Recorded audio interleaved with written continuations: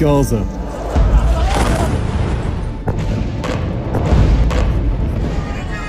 We will ensure Israel has what it needs to defend itself against these terrorists. We stand resolutely against egregious violations of human rights, or in this case, acts of genocide. Why is the West hesitant to call out Israel's mass killings in Gaza while accusing China of genocide where nothing comparable has happened? As we delve into the situations in Xinjiang and Gaza, three stark contrasts emerged. The governments blocking UN resolutions for a Gaza ceasefire are the same ones pushing hard for sanctions on Xinjiang. The defenders of Israel's atrocities in Gaza are brandishing the term genocide when discussing Xinjiang. Those who engaged in wars under the banner of counterterrorism are turning a blind eye to a peaceful approach in Xinjiang. Does anything happening in Xinjiang in terms of counterterrorism match the severity of Israeli attacks on Gaza? I visited Xinjiang myself. I interacted with the religious leaders there on my own, and without any interpretation, I know what is happening in Xinjiang. What is happening in that Middle East region is exactly an apartheid. In South Africa, we have got Muslim and Jewish community. We always stress this to them, that when Jews were persecuted elsewhere in the world, we called that genocide, and we created museums, and we supported them. But we will not also keep quiet when we see the people of Palestine being extracted out of their own country, being killed mercilessly.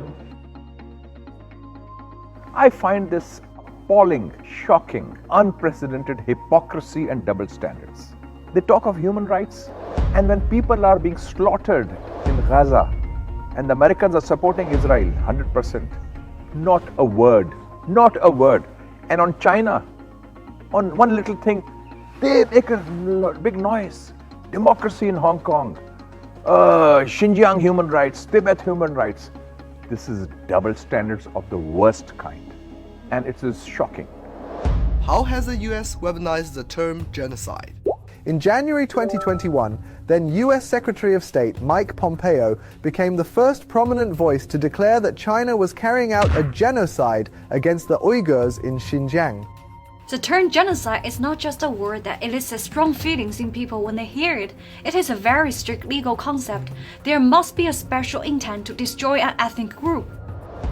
And yet, the gross misuse of the word genocide was quickly embraced by politicians and journalists in the West, eager for clickbait headlines and a shortcut to looking like one of the good guys. The U.S. State Department's annual report solidified the decision to label China's counterterrorism response as genocide. Pompeo's successor, Antony Blinken, doubled down by repeating the allegation of genocide. We see it in the genocide being committed against the predominantly Muslim Uyghurs and other ethnic and religious minority groups in Xinjiang. We have to be very critical of those practices of using term genocide across the board. It has to be used very restrictively and by courts of law, not by others. I certainly do not see Xinjiang as anything coming close to the concept of genocide. But I know that there are vested interests in some circles in the United States and in Europe to use this term. The United States and China have both experienced terrorist attacks by radicalized Islamist groups, but they deploy different approaches to tackle the problem. Let's look at the US war on terror for decades.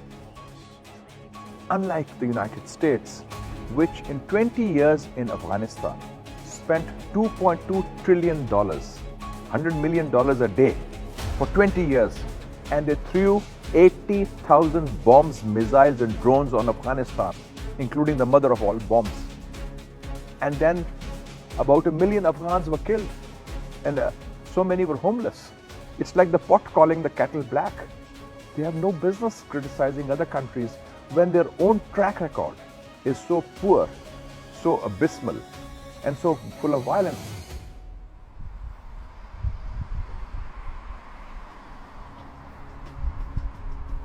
As Israel-Palestine conflict continues to worsen, genuine caring countries will place international human rights law above their geopolitical interests.